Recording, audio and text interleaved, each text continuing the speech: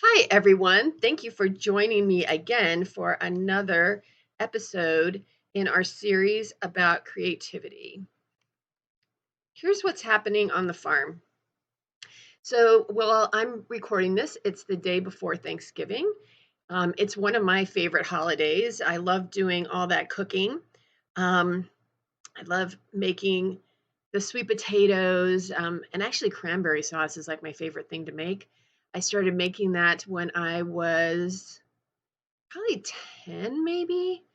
Um, and every year I try to do something a little different with it, add in some different kinds of fruits or add in some nuts or make it totally raw or there's so many different ways that you can make cranberry sauce. And I just don't think Thanksgiving dinner is Thanksgiving without cranberry sauce. I think you need that sweet and tart flavor to kind of um, get through all those rich other flavors of the gravy and the stuffing and all that kinds of stuff. Other than that, it's been really cold here, so the dogs are growing in their downy undercoats, and so is the cashmere that's still here. And the pullets, our youngest chickens, they have started laying eggs. So we will be flush with eggs for quite some time. So here's a quick review of where we've been in this mini series on creativity. We decided that creativity is in our human nature. We need to make things with our hands and our hearts and our minds. And we, as humans, love to put our own spin on things. So what I create is going to be different from what you create. But it is still part of our human nature. And that we talked about how in our society we have put artists and artistry on kind of a pedestal, and how artists aren't really superheroes. We can all bring artistry into our lives, and you can strengthen your creative and artistic skills through doing and practicing, just like you would if you wanted to be a good basketball player. You would go out and practice, or if you wanted to um, be a good archer, you would take your bow and arrow and go out and practice. Same with creative and artistic skills. We need to practice. And so, in that vein, I have given you um, exercises during each of these episodes, and I hope you guys are doing them.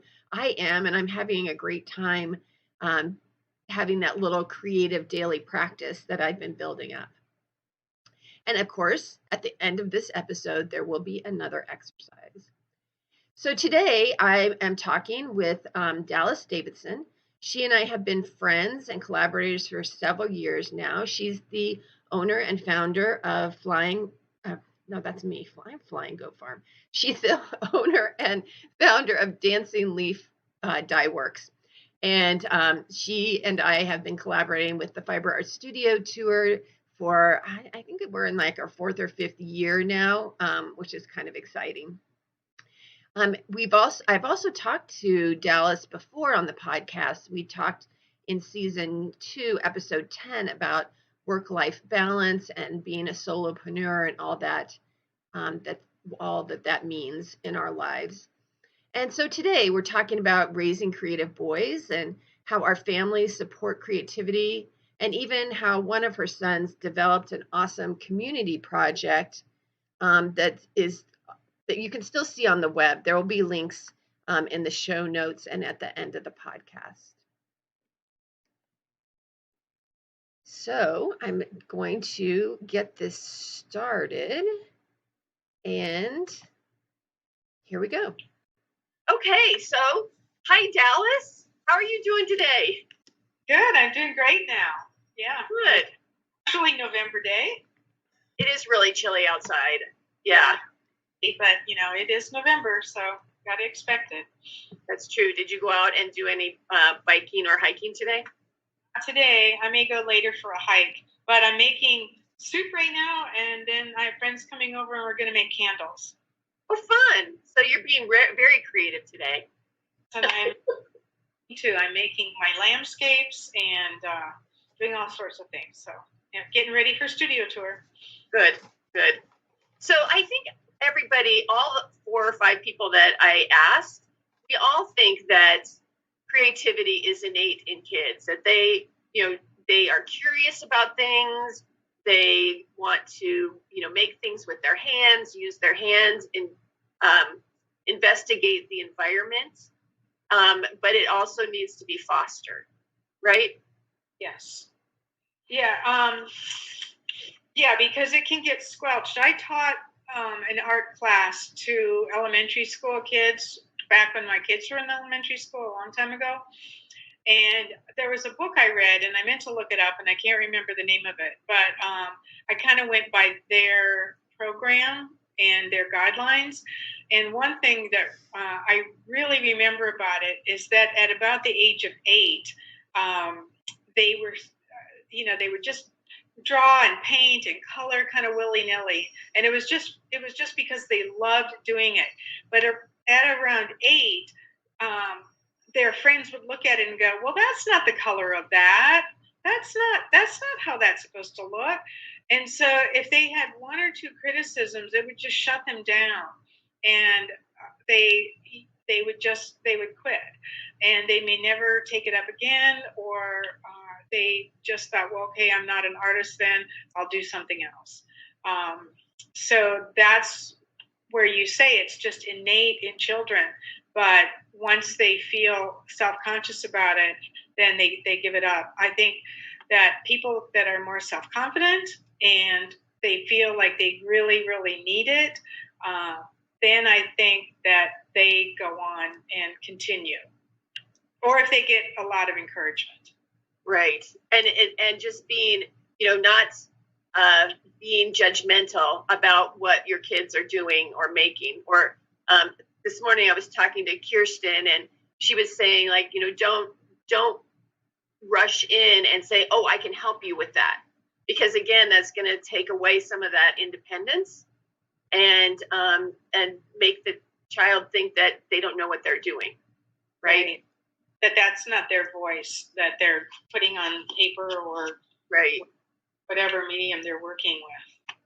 And right. It's to work alongside them and say you have a still life or just anything that you're both painting or drawing. They may look at yours and for guidance, but you really can't tell them that what to do. Right. So just being a role model and doing side-by-side things is a really good idea. Mm-hmm. There's a good book, and I was just thinking that, do I still have it here? A kid's book. That talks just exactly about what you're saying about, the lack of confidence and somebody coming up and saying, what is that? And the book's called Ish, I-S-H, and it's about a kid who is, drawing and just having this fantastic time, and, his older brother comes in and says, what is that? And so after that, everything he draws, he balls up and throws it away. And then the little sister comes and starts taking those out of the trash and putting them up in a gallery in her room. And she convinces him that that's base-ish, right? Or house-ish. And he builds that confidence up again. It's really lovely. Oh, that sounds really nice. Is it a children's book? It's a children's book, yeah. I'll put a link to it in, let's see, here it is. Oh, nice. Yeah, it's really a cool book. So, I on one of my Thursday thread things, I read it. I did a little book reading. It was fun. Oh. So, you were saying that you, one of your sons would just like sit and, lay down on the floor and just draw all the time. And yeah. That was like the way that you could recognize that he was, fostering, or he was growing his creative spirit there. Yeah, he's my true artist. He would lie on the floor, even at 2 years old, he'd lie flat out on his stomach, and he'd be like this, like that, with and just total concentration. And he would always ask for art supplies for his birthday or for Christmas. And of course, I would get him lots of those. And now he has a daughter who's just 1 year old, and she is doing the same thing. She stuck her tongue out like that. And he sent me a picture the other day and said, she's doing just what I did. So, those traits pass on. But he was very artistic all through school, all through elementary, grade school, everything. And then he went on to get an art degree at Oberlin, and he had some fantastic art projects that he did himself. And one of them was called the Art Collective. And he also majored in computer science or something with coding computers, and so he always had the internet involved, because he was kind of on the cusp. He's 36 right now, so he was on the cusp of all that right when it was beginning. So he and a friend of his at Oberlin started this art collective, and what it was he. I don't know how people found out about it. Just he's connected on the web, but they would send envelopes, and no, I'm sorry, it was called Envelope Collective. They would send envelopes all decorated with his address on it, and it would come to the post office. And a lot of them also, that was the rule, that the outside had to be artsy and decorated, and a lot of them did include art on the inside. But the the post office people just loved it, because they would get maybe 10 a day, and they'd all gather around and read it. Of course, they couldn't open it, but all the art was on the outside, and he got hundreds and hundreds of them. So what he would do, he would scan it into the computer and then put it on a website and do a little description. And now they're up in my attic right now. Oh, that's cool. There may be 1,000 pieces now. And what I would love to do is find somewhere to have an opening for that, because it's just such a great idea. And he got some fantastic artwork. And some of them, I remember one was from a father and son, and they sent many submissions. So yeah, that was really cool. So that was just one of the things that he came up with. Another one, and this has to do with children, because his goal really right now even is to foster young people to do art. And what he would do on this one, and it was also web based, is that he would have children send to him their drawings. They scan it in or take a picture and send it to him, and just these very elementary style of drawings, and then he would take it and then do his spin on it, and then cool. back to them. And that was a really fun project too. And the kids absolutely loved it, because he would hear from the parents, and they were just so excited that their artwork was being turned into something. And so I will send you those links. Yeah, that would be great. We can put them in the show notes, and people could look and see. That's awesome. Yeah, so that's fun thing, and I hope they're still up, after all these years. So I told him he should start that up again. So, and he may. But anyway, so it was. Or make a book out of it or something, right? That's a good idea. Yeah, that is a good idea. Especially 1,000 pieces. Wow, that's a lot. That's very cool. Yeah, it's great. So he was easy to have continue on, and he was inspired by his surroundings and just, I think, what I did too. And I just gave free rein. And my other two boys are creative in other ways.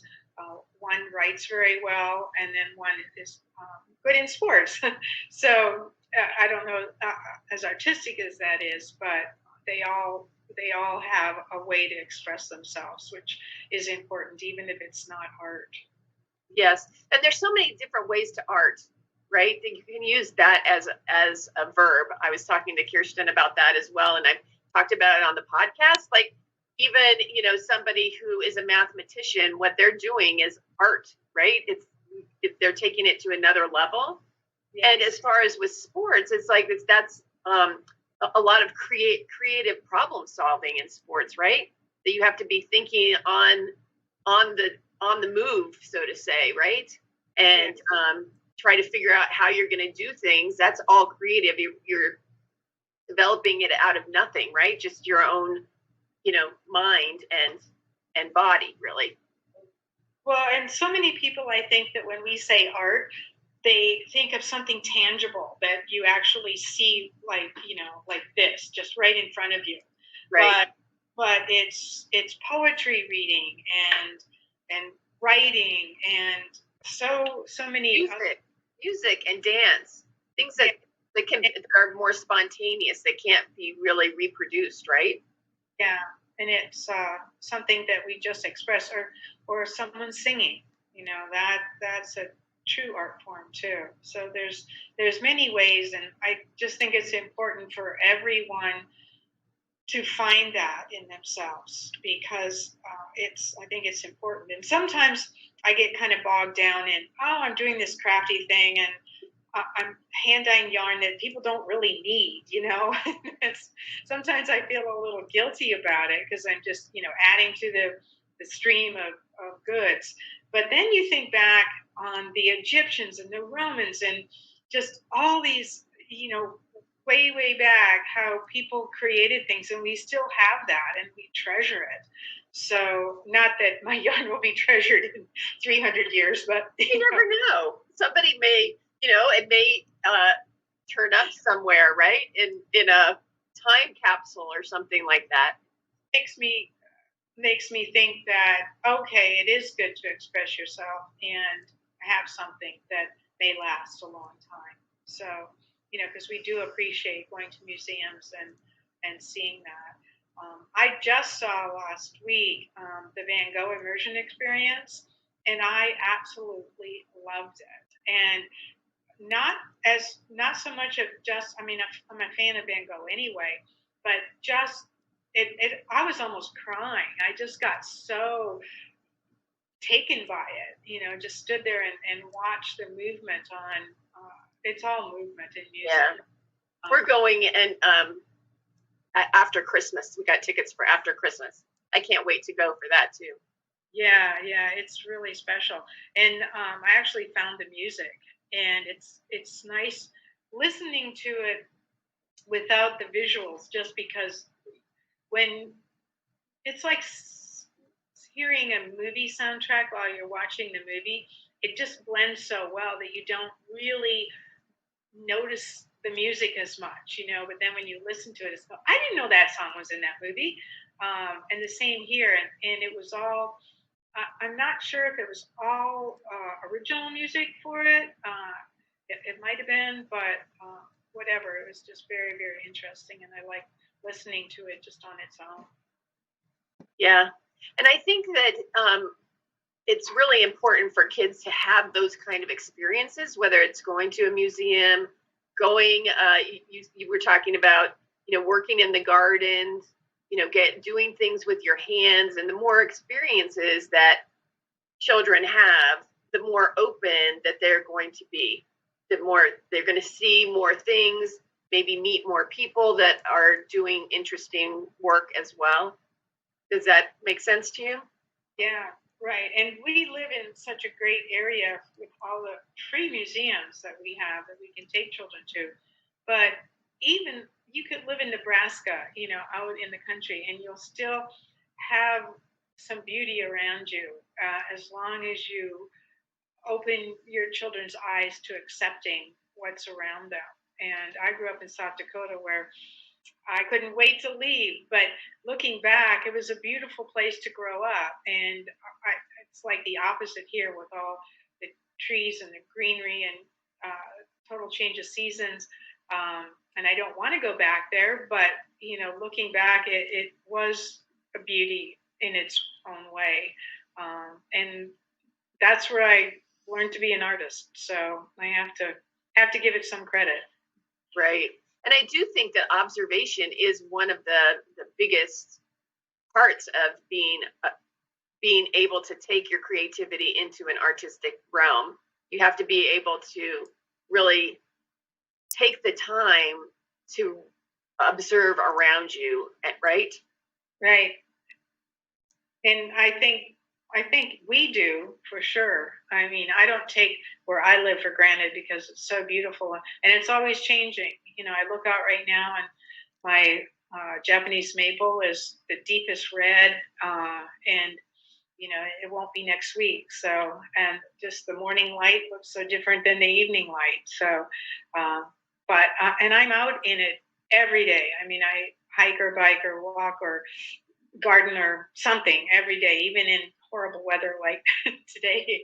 I think it's pretty. I'm not a fan of wind, so but I, do get out there and just do something just to be out there.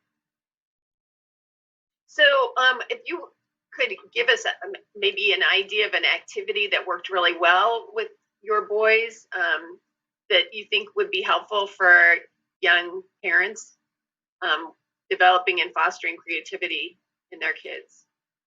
Well, I mean, this is kind of a general thing. While I'm talking, I'll try to think of something else. But one thing that we did do when the kids got off school, I have 3 boys, and they were many spread apart, different ages. But they'd get off the bus, and I'd have a little snack ready and drinks, and I'd load them into the car, and we would drive up to the top of Sugarloaf Mountain where there's picnic tables. And first I'd have them run around a little bit, look at the view. Let's do your homework. When you get your homework done, you can climb those rocks over there. That was, I don't know if that was fostering creativity, but they were able to get their homework done easier, I think. And not that we did that every day, but every once in a while we did that.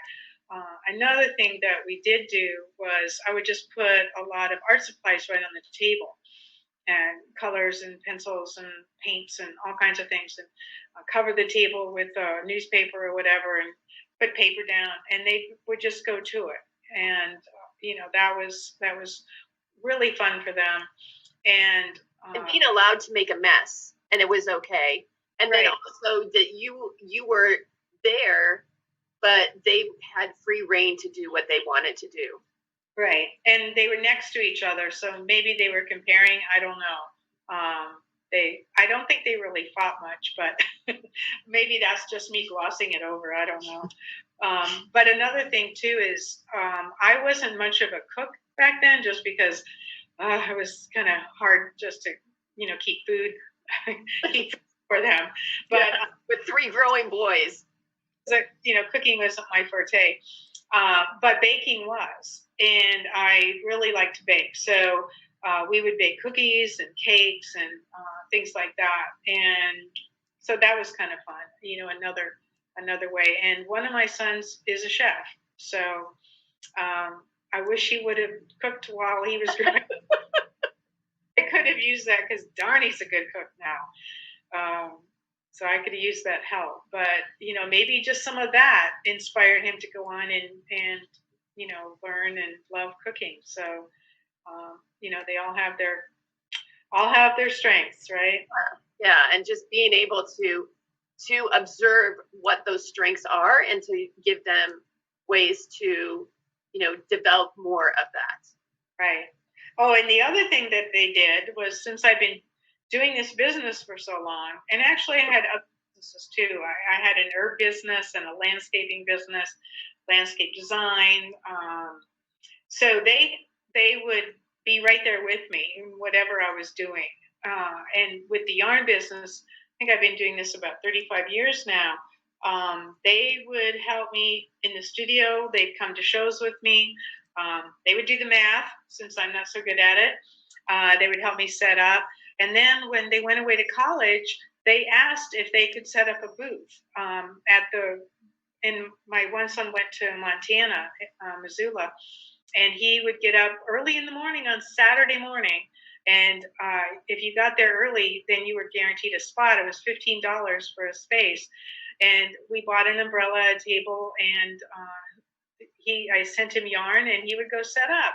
And I could always tell when the market was going on, because he'd call me and he said, "What size needles does this yarn take?" And So he could keep all the money. I didn't ask for any of the profits. So, that was a little spending money for him. And then at Oberlin, they had a knitting club, and Garrett would go there and just take my yarn and dump it on the middle of the floor and start selling. Wow. That they did a whole lot of that, but they asked to do that. So I thought that was a way to keep the business going, and I think they really liked it, and they still do. None of them knit.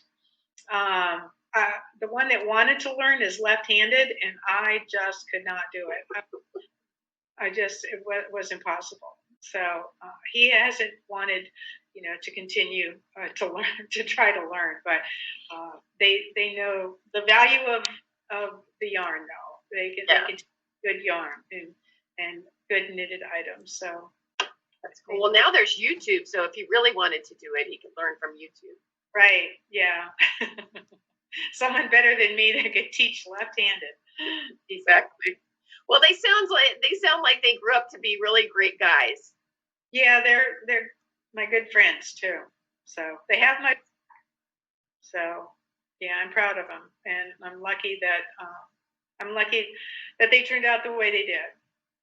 But again, that the creativity helps foster that too, because they always have something to lean on. That if they get sad or depressed or whatever, just reach for those pens or colors or whatever. That's a really good point. Yeah, get to it.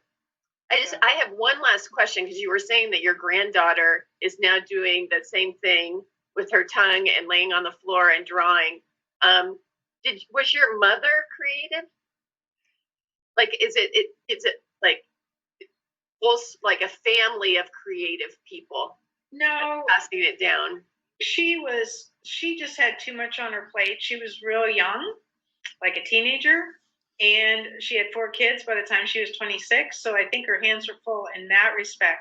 But whenever she did sit down to do something, like she did a painting, I mean, the first one she did was just right. It was just, the people and the boat and everything was just in perspective and just right. She had no training, but she obviously had some innate sense of it too. And she would like to craft, but she really never did it. My grandmother was a crocheter, and she just crocheted all of the time. But other than that, no one in my family was artists or artistic that I know of. So, but at the same time, they were making things, and those were the values that were transferred into your passed down generation to generation. And my other grandmother was a gardener, and I do like to garden, and I was out there gardening with her. Not that I knew much about it, but I appreciated it. And then, sometimes you don't know what really is going to stay with you. And sometimes I think, the kids would be out weeding the garden, and it was a chore and they didn't want to do it. But now, guess what? They all have gardens. So, I think those little things, even though they don't like what they're doing at the time, and I'm making them do something, but it stays with them, and it can come up in 20 years later. And I think it's the same thing with art, that maybe they've done something when they were in 1st or 2nd grade, and then they find the joy of it again when they're 35, and they haven't done anything in all those years. So I think it's important that anybody can pick it up at any time. Well, that's a great note to end on. So thank you so much for joining me today. Yes, thank you. Always fun to talk to you.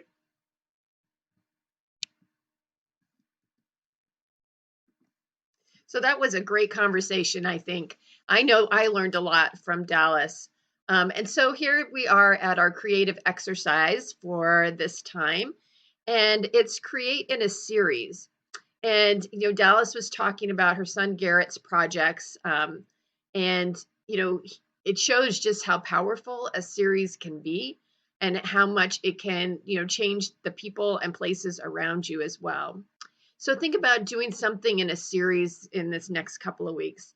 So if you've been creating photographs since as part of your exercises, pick a subject or pick a color or pick one of the things that you're really drawn to, and then look for those images, like whether there may be doors or maybe fences or flowers or maybe your family.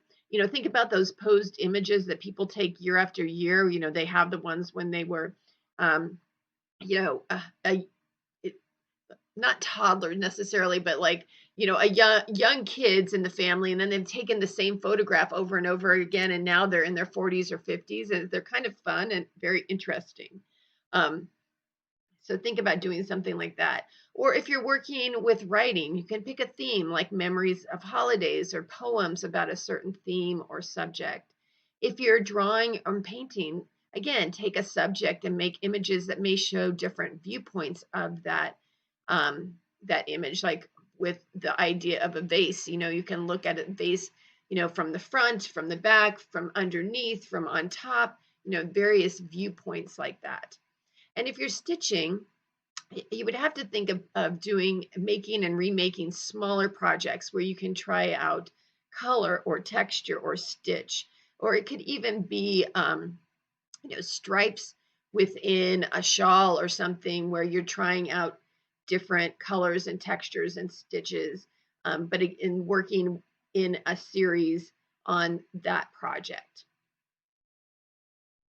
So as always, let me know how the exercises are going. You can always send me an email, or you can messenger me on Facebook or Instagram. Of course, you can leave a voicemail on Anchor, where this podcast lives. And remember, you can find the links to Garrett's projects and Dalis's contact information in the show notes. If you're watching on YouTube or Vimeo, the links are right there for you. And Dalis is at Dancing Leaf Farm, or www.dancingleaffarm.com. So until I see you in person or virtually or here on the podcast, happy making.